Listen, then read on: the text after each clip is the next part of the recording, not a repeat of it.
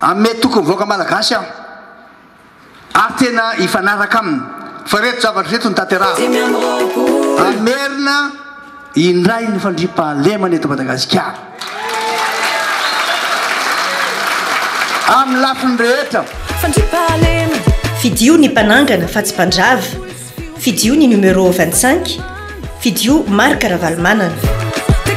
Mpanangana fa tsy mpandrava isika, fidio ny kandida laharana fa 520.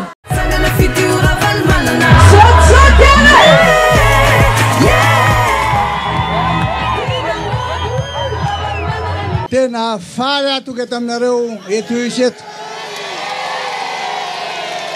Salama daholo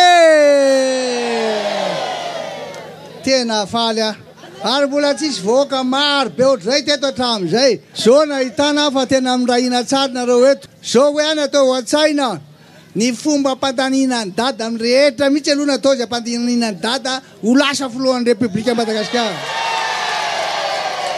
Averitsika hianatra daholo ireny mpianatra amena blozy ireny mitovy daholo manana sy ny tsy manana ary indrindrindrindra ny ninity ny fampiana sy ny fiompiana vahoaka ny isy aloha tena tsy mankadina faly dia tena faly androany androany zao avy any Tiliara dia tonga dia nandalo tao Ilakaka dia nakao Jangana dia rehefa avy nakao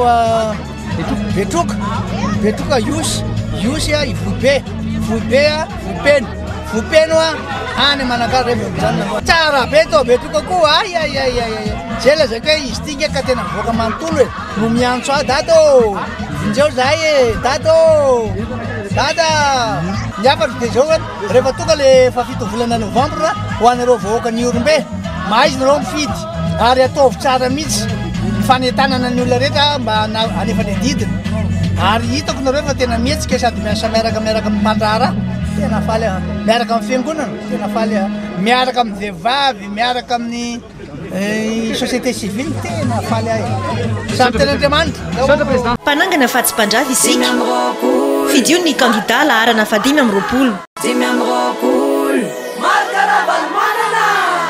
ame tokony voaka malagasy aho ary tena ifanaraka aminy fa reto zavatra reto ny tateraha fananganana indray ny fotodrafitrasa goavana isaka ny faritra mba ampiroborobo sy ny fampandrosoana mirindra sy maharitra. Fidio ny mpanorona fa tsy mpandoro, fidio numéro 25, fidio marika Ravalomanana.